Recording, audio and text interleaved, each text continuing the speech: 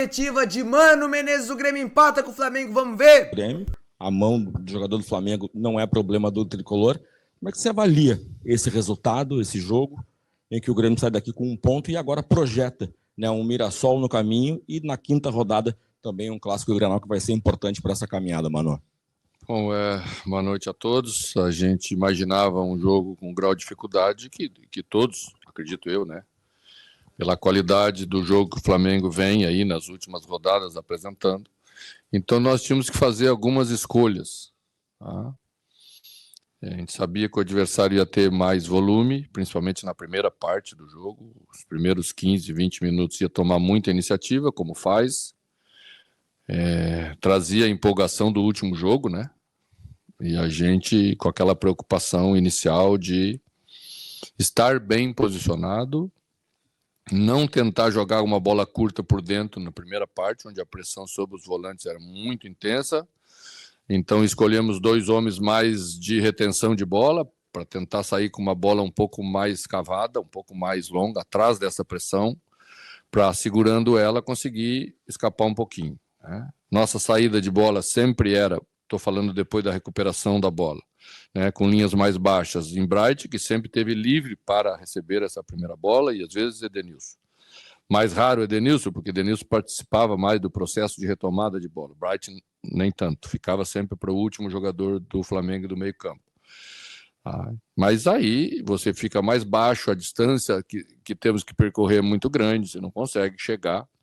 Mas o Flamengo foi dar o primeiro chute, conclusão, a 40 do primeiro tempo. Né? Quer dizer que essa primeira parte que nos propomos a fazer estava sendo bem executada. Na volta, como quando falo sempre, né? Do lado de lá tem gente competente, o Flamengo veio um pouco diferente, nós não conseguimos mais segurar essa pressão e erramos 2 vezes seguidas a saída de transição. Né? Você não pode errar a saída de transição grosseiramente, porque aí você pega o contra-ataque do contra-ataque. E assim sofremos o gol. Depois fomos tentando encontrar outras soluções. Não podia tomar o segundo, tinha que fazer de forma equilibrada. A gente optou por ter também uma saída pela direita a partir daquele momento com a entrada do Pavon. Demoramos um pouquinho a usar o Pavon corretamente, porque não pode usar na bola da paralela, tem que sair pelo lado esquerdo, onde a saída sempre foi boa, e fazer a inversão direta de lá para cá, porque aí Ayrton fechava na linha, bem dentro da área, e Pavon começou a receber 1, 2 bolas na sequência. Antes da penalidade máxima, nós já tínhamos tido duas transições de boa qualidade. A gente leva a esse ponto, vamos saber valorizar ele bem pelo momento de tudo que está acontecendo, que ele seja, né, algo motivador para a gente logo nas próximas rodadas, aí com a volta de jogadores que estiveram fora, como o Alisson. Hoje a gente, por exemplo, nas alterações para o meio-campo tinha muita preocupação, porque não tínhamos quase jogadores para estar aí, principalmente os de característica mais de marcação, tanto que tive que botar Noriega de volta para a função de volante na última parte, quando o Dodge não conseguiu terminar o jogo. Mas acho que ganhamos mais 1 ou 2 jogadores. Acho que é isso que é importante nessa hora, começar a crescer, começar a ter time, para dar entrosamento do meio para frente, para termos mais qualidade também quando os adversários nos propiciarem controle maior e com um jogo mais qualificado decidir jogos na nossa casa também. Tudo bem. Você falou muito bem já da questão do Pavon, que era uma das 3 situações ali que eu ia perguntar, de atletas, de escolhas tuas. Acho que o Pavon já explicou. Mas 2 escolhas feitas durante a partida. Primeiro, quando tu deixa só um homem de área e opta pelo Carlos Vinícius e o Bright White acaba saindo. Era por uma questão física ou o Carlos Vinícius, nesse momento na hierarquia, talvez de área, acabe se tornando o homem principal? E principalmente o Thiago Volpi, tá? Bateu o pênalti, fez uma excelente partida. Muitos torcedores, em alguns momentos, criticam o Volpi, acham que ele é uma dúvida, pedem uma volta contratação de outro goleiro, e a escolha por ele bater. Tinha Cristaldo para bater. A importância do Volpi como também um líder, um cara que tem uma frieza para jogar, bateu muito bem a penalidade e fez boas defesas. Então, as suas escolhas, o Volpi como batedor e também a questão do Carlos Vinícius. Obrigado. Quando nós iniciamos o jogo, a gente não precisava ter um armador. Nós íamos trabalhar com linhas mais baixas e íamos transitar, né? Escolhemos ter 2 mais fortes para tentar segurar a bola para dar tempo de chegar. A partir daquele momento, a gente já precisava mais de um armador. O Flamengo fez 1-0, se inverte a ordem do jogo e nós temos que ter capacidade de pegar a bola e construir uma jogada de gol. Então, a escolha foi por isso, tá? A opção ainda do Marcos Vinícius, porque ele retém a bola, ele segura, ele disputa com os zagueiros, né? E saiu porque não tinha mais condição e também não íamos desgastar. Eu acho que o mais importante é a gente ter isso sempre muito claro para nós, fazer as escolhas que são melhores para a equipe e vamos andando. E nos próximos jogos veremos aí os próximos capítulos. Todos são importantes nessa hora. Acho que Cristaldo entrou bem, depois de bastante tempo, né? É um jogador que a gente acredita que vai se recuperar pela característica que o time passa a ter, com jogadores que vão dar mais passe, mais volume, e jogadores como o Cristaldo precisam de bola, né? Se eles entrar e tiver que jogar sem volume, marcadores eles não são. Então aí tem outros jogadores que podem executar melhor. A outra questão acho que o Volpi é um exemplo do que é o futebol hoje, né? Hoje você não pode mais perder um jogo, porque sempre tem que ter um culpado, aí cruzou uma bola, o goleiro errou um cruzamento. Faz parte da vida do goleiro. Nos 2 jogos fez uma defesa espetacular contra o Ceará, fez 2 defesas espetaculares hoje. E quando tivemos a penalidade máxima a favor, Brighton já não estava mais, que é o nosso batedor oficial. Acho que seria um peso muito grande para Cristaldo nesse momento, não quis dar a ele, eu sei que ele ia assumir essa responsabilidade, mas Volpi treina muito bem, cobra bem, a equipe confia muito nele, eu até disse que não confio muito, mas os jogadores, os colegas confiaram e ele bateu muito bem, bateu com frieza no momento importante do jogo. Acho que é assim, vamos recuperando cada um, acreditar. Não dá para toda semana a gente destruir alguém, a gente não vai a lugar nenhum. Ora é esse, ora é aquele. Não, a gente tem que ganhar jogadores e esse é o objetivo principal do trabalho do treinador. Mano, me permita recapitular a semana e tentar entender. Antes do jogo você não pode explicar a estratégia, mas depois do jogo dá para entender. Como é que você montou? Quando você perdeu o Alisson, foi por conta da perda do Alisson que você escolhe esse sistema com os 2 atacantes, com o Braithwaite e o Carlos Vinícius? Sim. Se isso pode ficar para os próximos jogos, você gostou do que viu? E o Arthur, você já sabia que não iria contar com o Arthur? Já conta com ele para o jogo contra o Mirassol? Eu sempre procuro ter uma conversa com os jogadores que chegam, porque eu acho que o treinador precisa ter essa conversa clara com seus jogadores, né? É muito fácil você colocar o jogador aí num jogo, sem condição, aí as coisas já começam tudo errado e depois para você refazer e retomar é pior para todo mundo, tá? Então a conversa com o Arthur, ela foi na sexta-feira, que nós íamos deixar para o jogo do Mirassol. A condição que ele vai ter no jogo do Mirassol certamente é muito melhor, porque ele vinha num ritmo de treinamento em uma pré-temporada para o jogador que não ia jogar no clube. É diferente, né? Agora ele está sendo trabalhado e preparado como jogador que vai jogar, que vai ser um dos principais jogadores da equipe. Então, acredito que agora com esse trabalho que teremos pela frente na data FIFA, quando chegarmos diante do Mirassol, ele vai ter uma condição muito boa para estar junto com os companheiros, trazer essa confiança maior. É importante você enxergar jogadores de qualidade de nível do seu lado, todos crescem, né? E foi esse sentimento da chegada do Arthur, foi esse sentimento da chegada de Carlos Vinícius lá atrás, né? de Marco Rocha. Hoje tivemos uma boa estreia de Noriega, né?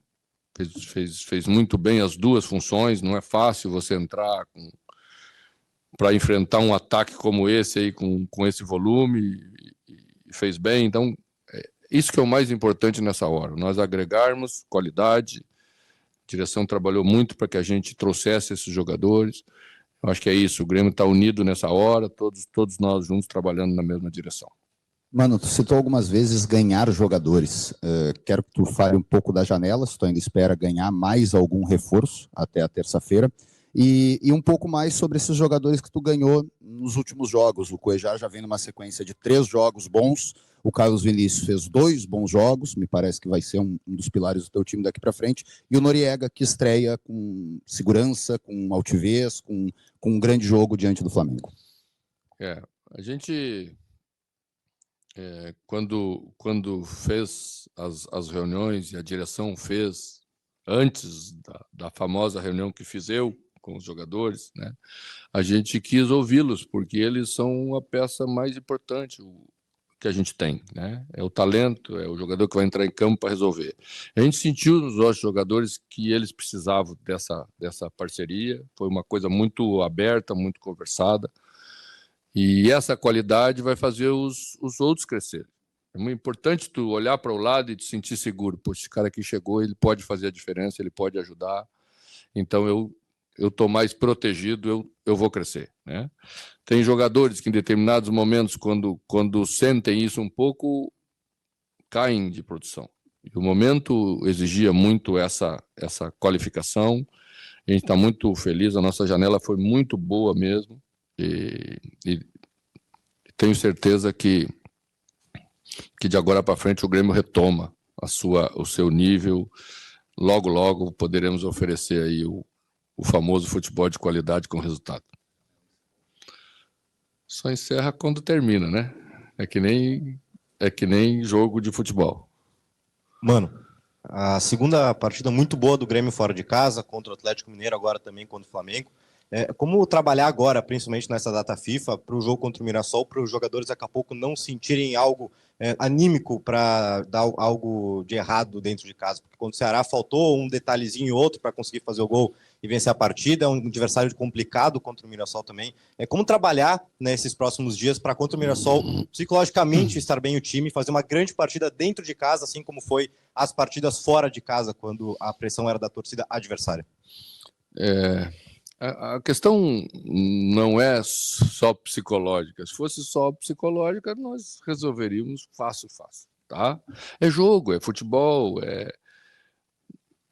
é que às vezes, né, se vende a imagem, a ideia de que uma semana com 2 ou 3 reuniões, com umas cobranças um pouco maior, vai resolver todos os problemas da equipe. Não vai resolver os problemas de toda a equipe.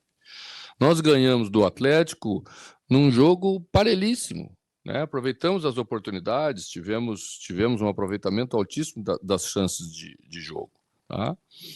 Aquelas coisas que o futebol propicia, talvez quase só o futebol propicia, né? Você ter, às vezes, 2, 3 chances e aproveita, você faz o seu gol, vence uma partida, o adversário tem mais, não consegue fazer. Então, assim, nós não fomos para o jogo com o Ceará convictos de que tudo tinha se resolvido. A gente sabia que o Ceará ia nos impor uma dificuldade, porque eu falei lá na entrevista depois do jogo, se tu pegar os 10 jogos anteriores, o Ceará não tinha nenhum jogo ruim. Ontem fez um ruim, perdeu. E o Juventude aproveitou na última bola do jogo. Mas nós também podíamos ter aproveitado na penúltima bola do jogo, no lance com o Alisson lá, quando era só empurrar a bola para dentro. E estaríamos felizes, íamos dizer que o time estava mais constante, que estava mais estruturado, que é o que saímos do jogo com a ideia também, apesar do empate. E por isso conseguimos vir aqui hoje e entregar um jogo competitivo contra um grande adversário. Porque não terminou o jogo e eu fui para dentro do campo e disse aos jogadores que estava tudo ruim. Como ouvi de muita gente, que estava tudo ruim. Né? Não estava tudo ruim. Faltou o gol, faltou um pouquinho mais de qualidade de jogo, acho que um pouquinho mais de calma do ambiente do jogo, que acho que podemos pedir para o nosso torcedor. Né? Eu até citei como exemplo lá no jogo, o Volpe pegou uma bola para cobrar um tiro de meta, o torcedor achou que ele demorou muito, demorou 10 segundos e já começou a acelerar. Não dá para acelerar sempre. E fora não não tem essa necessidade. Você pode ser mais tranquilo. A equipe precisa voltar a recuperar essa confiança com o torcedor, porque eu entendo que recuperando essa confiança, ele vai estar mais calmo, vai estar mais confiante que aquele é o jeito de resolver o jogo, porque o adversário que vamos ter pela frente também está fazendo um grande campeonato brasileiro, né? Veio aqui, fez um grande jogo aqui também, perdeu de 2-1, né? Está em 5º lugar na tabela, tá? Então, calma, trabalho, consciência, construção de equipe, que as coisas vão andar bem. Boa noite, mano. Pedro Henrique Carvalho, da Band News FM aqui. Bem-vindo de volta ao Maracanã. Obrigado. Você encontrou hoje um adversário muito difícil, né? E você conseguiu um resultado que só Botafogo e o Internacional conseguiram aqui, que foi arrancar 2 pontos do Flamengo. Como que você lida, e se você tratou isso antes da partida, essa pressão inicial, né? O Flamengo veio de uma maior goleada da era dos pontos corridos contra o Grêmio, que hoje precisou fazer uma mexida ali no sistema defensivo com o Noriega, que salvou um gol. Queria que você falasse um pouco sobre isso, como foi trabalhar esse mental, se você já esperava essa pressão do Flamengo avassalador e o estádio inteiro em cima para um gol logo no início, e dentro de todos os problemas que o Grêmio tem no departamento médico, o que você espera nessa pausa agora para a data FIFA para ajustar? Qual é o setor? Se é a saída de bola, se é a jogada ensaiada, se é marcação, enfim. O que você espera extrair dos seus jogadores nessa pausa para a data FIFA? Obrigado. Bom, a gente conhece o Maracanã por ver e depois sentir na própria pele o que é a confiança do Maracanã lotado quando o Flamengo está bem, né? Muito difícil conter esse ímpeto, mas a gente fez uma coisa que no futebol quem tem experiência faz sempre. Goleada de 8-0 você não analisa. É uma exceção das exceções. Você não pode analisar a exceção das exceções. Aí você vai ver coisas, aí você nem vem, né? Você já fica lá. Como o Gaúcho lá gravou uma mensagem dizendo que era para mim ir na Expo Inter e não era para a gente vir. Quem sabe, né? Numa sugestão. Então, assim, você tira e analisa o Flamengo da temporada dos últimos jogos. O Flamengo é um Flamengo mais recente, com a chegada de Saúl, né? Hoje Jorginho não esteve, mas entrou De La Cruz, que é um jogador de muita qualidade também. É um time que te impõe muita necessidade de percepção, de troca de marcação, de balanço de marcação, exige muito disso. A equipe foi bem, a nossa, nesse aspecto, né? Proporcionou pouco para uma equipe dessa qualidade. Então, o primeiro cuidado era esse, trabalhar uma ideia e executar ela bem. Em alguns momentos fizemos bem, fizemos uma linha de 5 com um atacante por fora do lateral, para tentar neutralizar uma movimentação que Plata faz muito bem aí. Definimos Marlon para perseguir ele quase que até o fim da jogada, quase que nunca fizemos troca. Sacrificamos Kik Oliveira, porque teve que marcar lá embaixo o tempo inteiro, né? E às vezes isso custa caro. Às vezes você pega uma bola e até depois não tem forças para chegar na frente.